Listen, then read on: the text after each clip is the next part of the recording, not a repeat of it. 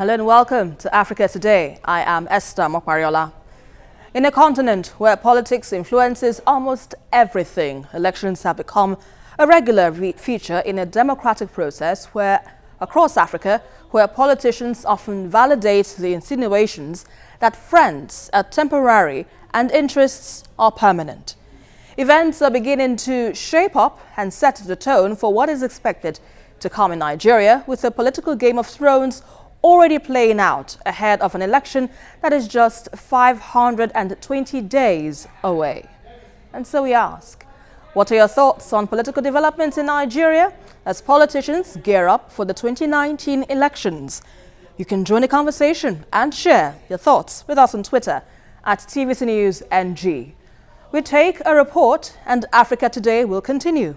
Welcome on board.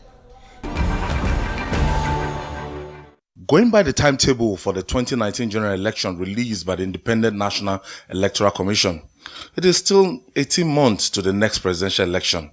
But politicians are leaving no stone unturned as their scheming for the #1 seats intensifies. Although President Muhammadu Buhari has not signified his intention to run, some aspirants who ran against him in the ruling APC might be warming up for another shake of the dice. One of such aspirants is former Vice President Atiku Abubakar. Atiku has had a shot at the presidency 4 times, but has been unsuccessful in all attempts using various platforms. But Atiku appears not to be giving up. He recently expressed dissatisfaction with the performance of President Muhammadu Buhari. According to him, he has been sidelined by a government he helped to bring to power. Well, that is a political talk, and that is the way politicians talk. He will give details of what he did. And he did this thing for self. The recent remarks credited to the Minister of Women Affairs, Aisha Al-Hassan, declaring her support for the former vice president is already generating reactions. If some people somewhere are trying to fly a kite, probably with respect to 2019, let me tell you, with all the emphasis in my command, that kite is wingless and cannot fly. I'd rather say that is act of impudence, grave impudence, and at the same time, disloyalty at its highest level. Al-Hassan claimed President Buhari promised to do just 1 term in office. What should be the fate of Al-Hassan? You can't blow hot and cold at the same time.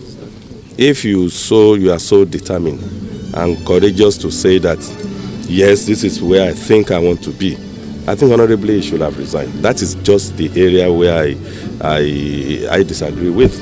The ruling party, in a swift response to Atiku and Al-Hassan, reprimanded the duo. Surprisingly, no official reaction has come from the presidency. The stance of the president has sent tongues wagging. How will it deal in this apparent chink in its armor?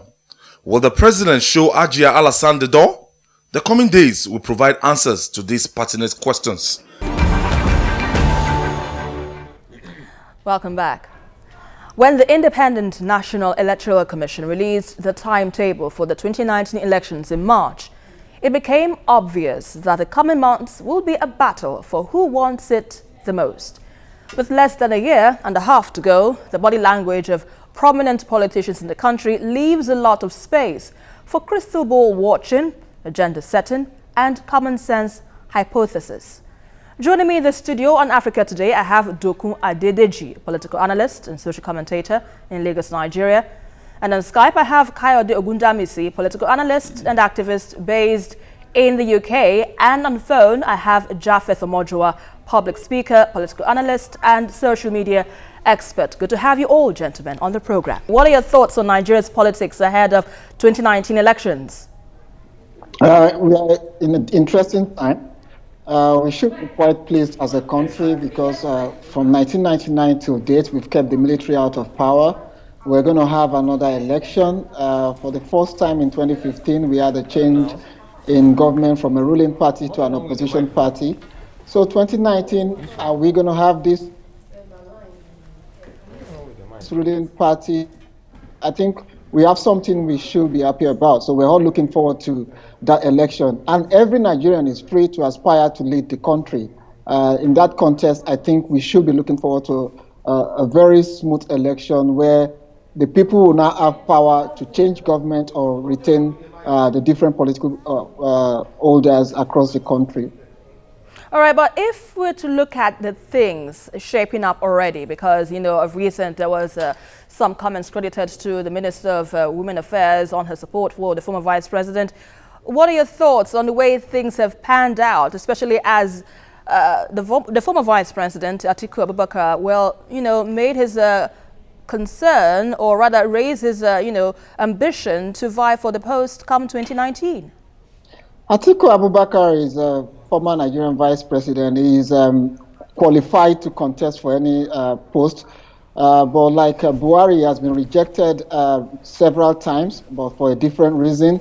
And he has a history of not being a man of principle, jumping from one political party to another.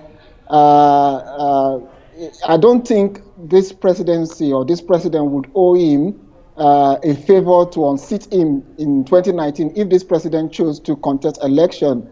I think we will see in 2019, Nigerians will decide, and I think Atiku should spend more time convincing Nigeria about his so-called corruption tag than giving us reasons why he should contest for election or the favors Buhari would owe him to become president in 2019. I think we should just have an open field where all Nigerians would either have the free, open field to be able to contest in a free and fair election. So he's one candidate to watch out for, but I don't think he's one of the leading candidates that would unseat this president if he chose to recontest. Well, let me quickly come to Omojuwa. Omojuwa, what are your thoughts on this whole arrangement so far, even though we have about a year and 5 months to electioneering processes in Nigeria? I mean, I think if there's anyone that most Nigerians can always bank on running for president every election cycle, with all due respect to him, this is not to disparage him or anything, but I think everyone always assumes, at this point, it's not even an assumption. You can take it to the bank that former Vice President Atiku Abubakar would be running. But as much as I feel that a minister has a right to, because a minister is first of all a bona fide citizen before being a minister, and she has a right to say, this is the person I'd like to vote for in 2019. I think there is something about morality. There is a moral side of it, which is that you have a boss, and if your boss has not really made it clear to you that is not interested in running in 2019, I think the least she could do is keep the opinion of who she's going to vote for to herself if she's not going to support or vote for her boss. Like I said, she has it, just like the former Vice President Atiku has a right to run against anybody as a matter of fact, and I've made this very, very clear. The minister has a right to support and vote for anybody as a bona fide citizen. But in this case, she's a minister to a substantive president. Even though she says that he has said he's not going to run, I think the fact that this is a controversy means that that is not an absolute statement. That's not a statement that anybody can say factually that this is exactly what he said. But generally speaking, for the sake of Nigeria, for the sake of the government, I think this is unfortunate that 18 months or so before the next election, all of us are being distracted and having a conversation on this said, who shouldn't say, who said, instead of us having real conversations about development. Teachers are on strike, doctors are on strike, anybody that can be on strike, virtually every other person or organization that can be on strike is on strike. These are the conversations we should be having. All right. Now, Doku, you seem to have a dissenting view earlier on. Yes, I have some kind of different views about this. Yes, I do agree with Amojua that the minister is a bona fide Nigerian and she has a right to speak, but morally, if she was going to do that, she should resign. You cannot be in a cabinet and then you run against cabinet and you say it openly and then without any fear of punishment or something, punishment in court. That's one. But for me, I really don't think that we're having a distraction. If people say they want to run, if it's 20 months to election, already Mr. Trump is trying to campaign for 2020. He's just won and is already raising funds for 2020. In a politically mature environment, you can begin to talk anything you like. Eventually, the electorate makes a decision as to what you get. So for me, it's not really a distraction. The only thing that bothers me in this country is a lack of political understanding of our people, a lack of maturity, and a lack of rigor in our thinking. Look, yes, I voted Buhari. I will always vote Buhari. I mean, let me be very clear about that. The thing is, we have a situation in this country where people do not understand that the nation sits above the self or the party. And that's why you see people gather themselves, they're talking about restructuring, and then they're causing all kind of discordant notes to come. Please hold your thoughts for now. We need to go on a quick break. You're watching Africa Today, and we've been looking at developments in Nigeria as politicians gear up for the 2019 elections.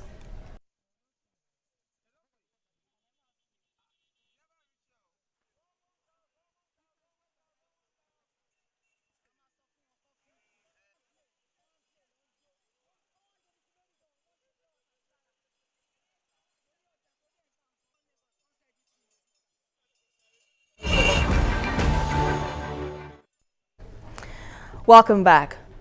When the Buhari administration came into power in May 2015, Nigeria had high hopes and expectations that the president would undo the misdeed of past administrations. Now, more than 2 years later, buzzwords like economic recession, national restructuring, and political realignment continue to find expression and dominant public discourse.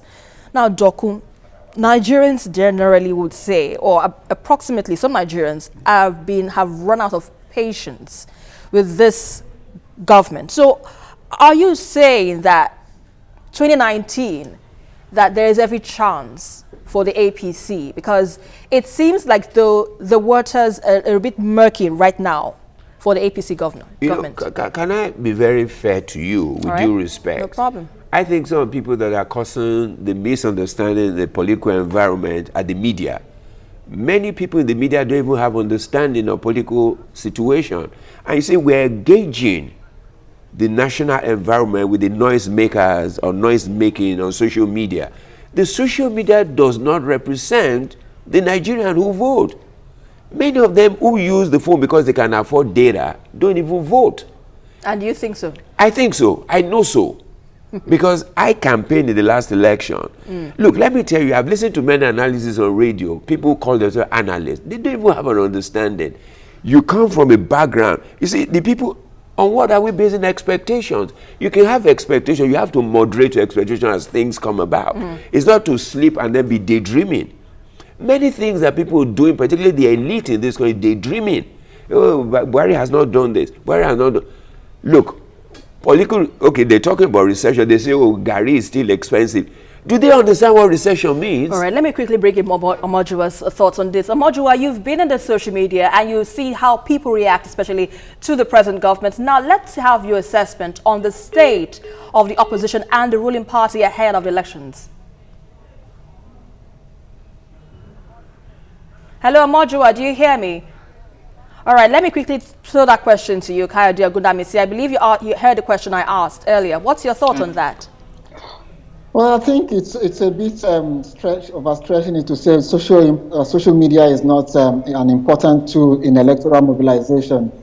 It is in the USA, it is in the UK, it is very much in Nigeria. As a matter of fact, it contributed immensely in the election of President Buhari, who was, before social media, almost unsellable in certain parts of the country. He himself actually recognized the importance of social media. He signed up to Twitter and communicates today with Nigerians in diaspora and Nigerians across Nigeria on social media. Having said that, Nigerians voted this president to deliver on some promises. Some he has not met, a number of it he has been able to meet. It is down to the electorate in 2019 to, using the ballot box, give him an adequate response, either a yes or no. They will either give him a vote of confidence or bring in someone new to the seat to Aso Rock. And I think it's important that this government should be judged based on what they've been able to deliver and what they've not been able to achieve. And also, I think this government would have been able to achieve much more better if we had had a president that was present in Nigeria, at least for most time of his 4-year terms. This president, unfortunately or sadly, has been out of the country more times than he has been in the country. Due to no fault of his, that has actually affected the running of government negatively. But luckily, we have a vice president who held the ground. But with all the agitations, with the slow pace of the economy, and even the micromanage, the way they manage quite a number of issues, things would have been better than they are. But your guest in the studio is right about one thing. And which is? President Buhari still has a lot of support among a considerable number of Nigerians who sort of understand the fact that most of the crises we have are not his fault. So we cannot actually judge by either the voices of opinion molders, but by the electorate. It was actually amazing to see a lot of people a sigh of relief when he came back from the UK. That is to say, there's still a level of trust on this government, especially on the issue of corruption. It's not business as usual again in Nigeria, from my understanding. People now have more confidence that if you want to steal, be ready to be accountable for your deeds. And even when people try to steal now, they look at the fact that we have Buhari in Aso Rock and they change their mind. That is not to say that everything is smooth and dandy. We have a long way to go, but this president has actually did some things, and he has met the expectation of quite a number of people in certain areas, but there's a long way to go. Oh, yes, indeed, a long way to go now from that note taken from Kayode Ogundamisi. But in the early analysis, you didn't seem to share a bit of his sentiments there. He said it himself that he shared some. And let me state this. I'm not saying that social media is not a powerful tool of electioneering. But I'm just saying there's too much noise that does not depict the feeling of the ordinary man. A select few, a tiny few, noisy few are making it seem as if that is what everybody feels. It's not true. But, as Kayode said, when we get to the electoral process of using the social media to wake up the attention of people and to appreciate how far this government had done, then we will know. You see, what I'm saying to us is this. Let us look at where we're coming from. Okay. I'm not saying, you see, I give an example all the time. A man wants to build a 10-story building, and a man wants to build a bungalow. The foundations are different. We need to understand that we need to build on what we have to begin to move to a better Nigeria. You see, but when people just make noise for the sake of making noise, and for the sake of the fact that they don't like Buhari, I don't say everybody should like him. The thing is not about Buhari, it's about what does Nigeria stand to gain. You see, the other thing that I like people to know is this. Kayode alluded to it, that because he was sick, he was not... I don't think it entirely matters, except for the fact that he's the father figure of Nigeria. The government process was still running, governance was still running. That's why he chose a vice president that can be, if in case anything happens to him, when anybody chooses a deputy. Those are the things you look out for in case I'm not there. Look, I just give you a personal example. Look at Texas.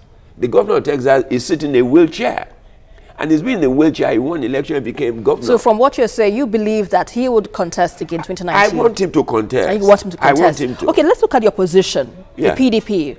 Over time, they've been... Do we have a position? Well, it seems to be. We should have a position, don't you think? It's a nominal mention. If you say we have... Look, but the party is trying to get its feet back together. So let's look at the possibility here that apart from the PDP, there might be other opposition parties springing forth. You see, come 2019, don't you think? Let me tell you something. I'm a very rigorous person when it comes to analysis and understanding processes. PDP is a party in noise. They can call themselves opposition.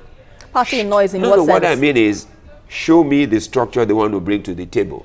They were here for 16 years. True. We were in a abysmal state of whatever you can think. And they want in 2 years that to dissipate, and then they come back and start telling us stories again. They better tell that to the Marines. There is no way PDP can win 2019. You think so? I can bet my last dollar. What are your thoughts on that? Well, I think that if we're going to be very frank with ourselves, I don't think the PDP is any different from the APC. What we have as a APC is actually a coalition, I usually say, of the good, the bad, and the ugly. And there is no political party as APC. You just have a coalition of different people with political interests. Saraki has his own faction of the party. Atiku has his own faction. In 2019, these factions are going to collapse. But Buhari as an individual, if there's an independent, if we have a provision of independent candidacy, it is likely Buhari will win as an independent candidate. And you would see in 2019, electorate would probably vote Buhari as president. And in different states of the federation, they will vote for different political parties, not as APC, because Nigerians cannot even see the difference between the APC and the PDP as it is today now. Okay, but what is the possibility of more parties being created out of this? Because, you know, you just rightly mentioned, you have the Saraki camp, you have the Atiku camp. There might be another party, perhaps, you know, from this camps mentioned. Sadly, in theory, we run a multi-party democracy in Nigeria, but in practice, we have a two-party system with portfolio briefcase political parties that were actually formed by these two major parties. So these other parties are formed as reserve, like you have a reserve players in a football match.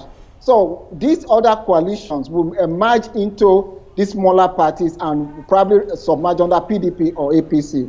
So, but until we get our electoral processes right, where people who do not need to have money, who do not need to spend a lot, will be able to go through a process, a transparent process, and be voted into office based on their track record and their ability to deliver for the populace. Sadly, we're still going to be going around this circle. Even Buhari himself, who ran on the so-called sainthood for almost 3 times, had to subject himself to a coalition and mergers of people he would not naturally want to merge with. And that is why he had to emerge as a candidate of the APC. All right, let's look at the hope for the younger generation. Let me come to you now, Dokun. Right. Recently, the Senate, passed a bill, to allow the young ones to run because of the not too young to run bill that has been in media for some time now. 2019, what is the hope for the younger generation? Do you think perhaps we might have a 40-year-old president, perhaps? Look, for me, I don't think that will happen. Why? You see, there's something that bothers me about Nigeria. You see, in corporate government, we call it bohica. Bend over, here it comes again. We have all kinds of funny contraptions that we say. Because Macron has become president in France, everybody is saying, are there no young people in today's Senate?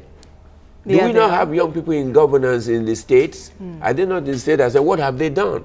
You see, the thing that people are forgetting is governance and productivity is not a matter of maybe you're young or you're old. It's a matter of intellect and a matter of competence and a willingness to run. You see, what is wrong with us in this country is that we don't have a process of producing leaders. In England, they will tell you, you cannot be the Prime Minister of England without being an MP.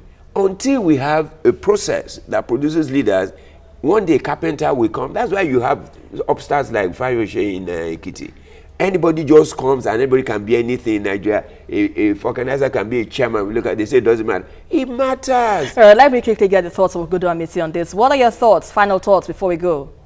I think we need to democratize the process into the grassroots. I think the structure of the country is built in such a way that the way we are, the electoral process might not be transparent enough. And that alludes to the agitations in most of the regions. If you decentralize power, if you make the center unattractive to politicians, and you return power to to have a loose federation, I think elections and democratic process will be closer to the people. And people will be able to elect people within their local area that they know, they can trust, and they will deliver on electoral promises. All right, let's wrap it for now. Thanks a lot to Kayode Ogudamisi, political analyst and activist based in the UK. Thanks a lot. And as well, Dokun Adedeji, a political analyst and social commentator here with us in the studio. And Japheth Omojua, public speaker, political analyst and social media expert. We appreciate you all for your analysis on the show. From peaceful polls in Rwanda to an annulled election in Kenya, the growing momentum of the democratic process is expected to run its full course till 2019, when countries like South Africa, Botswana and Algeria will be electing a president. While Nigeria would arguably be the biggest to watch, the next election comes with another chance for the people to create a moment where voting is not just a political event, but an avenue for the dividends of democracy to count for good. And that is our package for today. But don't forget to join the conversation as usual on Twitter at TVC News NG, and also follow me for updates around Africa at Esther TVC News. Until the next one, I am Esther Mokwariola, and always remember, change starts with you. Thank you.